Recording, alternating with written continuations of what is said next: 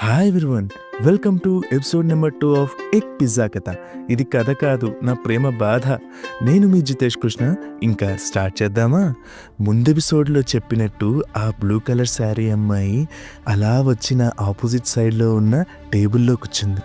తనని చూసిన సెకండే నేనేదో సీతారామంలో రామ్లా, తను నా కోసం అన్నీ వదిలేసి వచ్చిన ప్రిన్సెస్ నూర్జహాన్లా.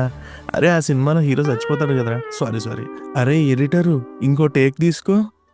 తనని చూసిన సెకండే నేనేదో సఖీ సినిమాలో మాధవన్లా, తను నా కోసం పుట్టిన బేబీ షామ్లీలా తనని ఇమాజిన్ చేసుకుంటూ ఊహల్లో తేలుతూ ఉన్నా. అంతలోపు వెయిటర్గాడు వచ్చాడు. నేను ఒక మంచి ఇటాలియన్ మార్గరిటా విత్ టమాటో టాపింగ్స్ని ఆర్డర్ చేశాను.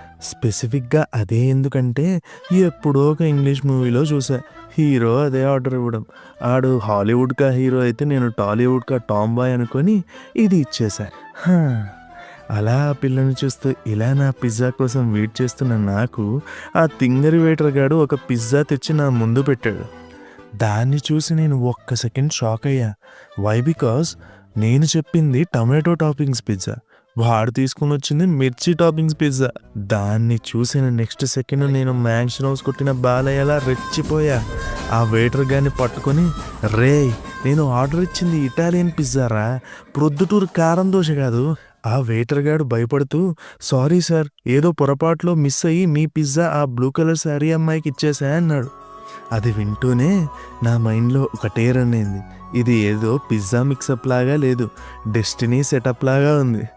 తన టేబుల్ దగ్గరికి నడుచుకుంటూ వెళ్తున్న నాకు బ్యాక్గ్రౌండ్లో లడ్డూ కావాలా నాయనా అన్నట్టు బీజిఎం. తనేమో అసలు ఏమీ తెలియనట్టు పిజ్జా ఒక్కొక్క ముక్క తింటూ ఉంది. అది చూస్తున్న నాకు నా హార్ట్ని పీసెస్గా కట్ చేసి ఒక్కొక్క ముక్క కొరుక్కొని తిన్నట్టుంది. అలా నేను తన టేబుల్ దగ్గరికి మెల్లగా వెళ్ళాను.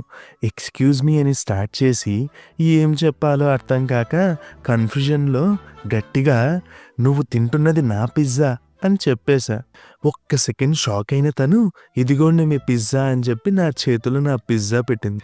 సరేలే అని నా పిజ్జా తీసుకొని నేనేదో పోతూ ఉంటే తను ఇలా అంది, బై ద వే, చిల్లీ టాపింగ్స్తో కూడా ఒకసారి ట్రై చేయండి, అది స్పైసీగా ఉన్నా నైస్గానే ఉంటుంది అని చెప్పింది. అలా తన మాట వింటూ వెనక్కి తిరిగిన నేను ఒక్క సెకండ్ కింద పడబోయా.